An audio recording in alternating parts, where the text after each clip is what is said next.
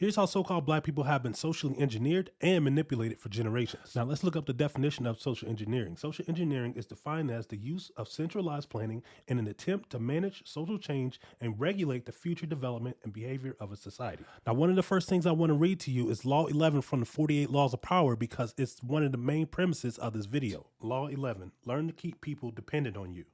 Judgment. To maintain your independence, you must always be needed and wanted. The more you are relied on, the more freedom you have. Make people depend on you for their happiness and prosperity, and you have nothing to fear. Never teach them enough so that they can do without you. Now, right off the bat, after reading that, one of the first things I thought about was the welfare state and how the welfare state was implemented in order to get people to depend on the government for food, for water, for shelter, and other things in order to survive. Now, the main thing I want to talk about in this video, however, is the Trojan horse called civil rights. And to preface my brief dissertation about civil rights, I want to read to you law number 12 from the 48 Laws of Power. Law 12, use selective honesty and generosity to disarm your victim. Judgment.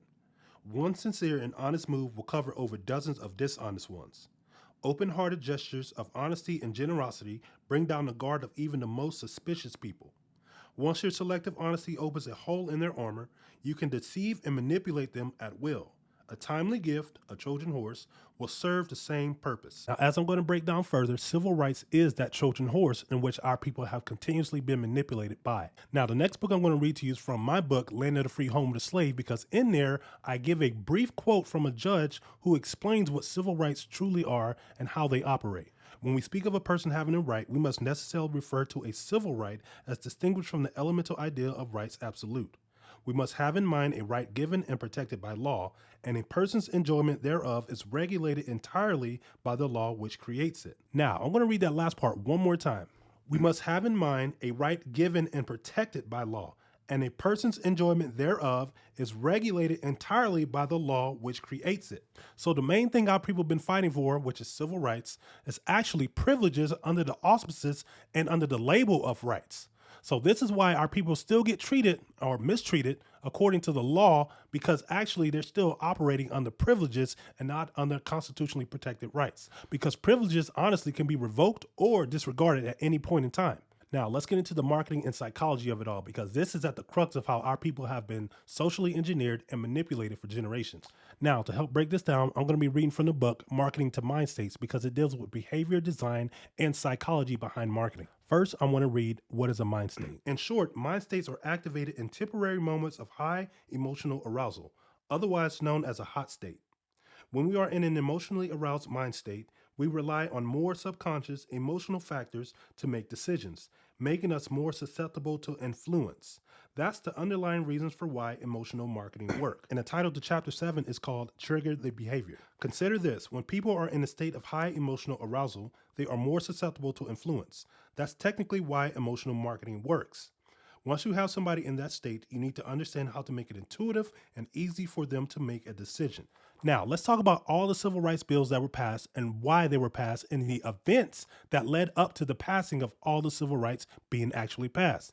First, let's talk about the Civil Rights Act of 1866 and the emotional events that was happening surrounding that time that led up to the Civil Rights Act of 1866 actually being passed. Now, the prior year in 1865, Congress passed the 13th Amendment, which effectively ended slavery unless you were duly convicted of a crime.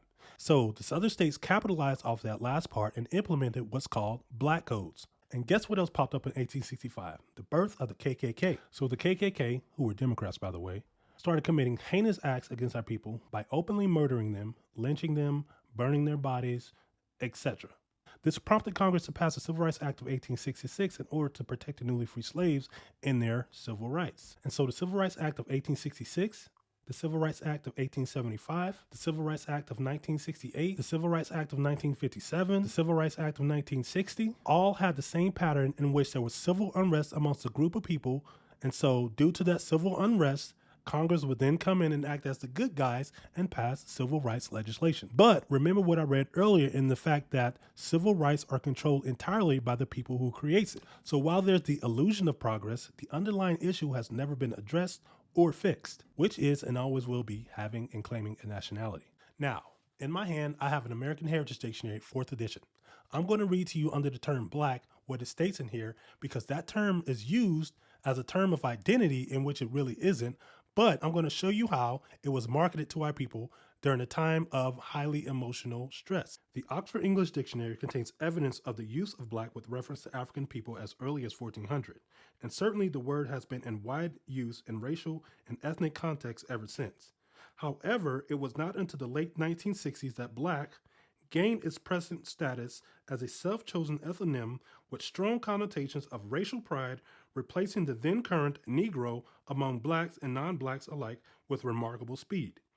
Equally significant is the degree to which Negro became discredited in the process, reflecting the profound changes taking place in the black community during the tumultuous years of the civil rights and black power movement. And during that time, we lost a lot of our political leaders, such as Martin Luther King, Malcolm X, Fred Hampton, and the list go on and on.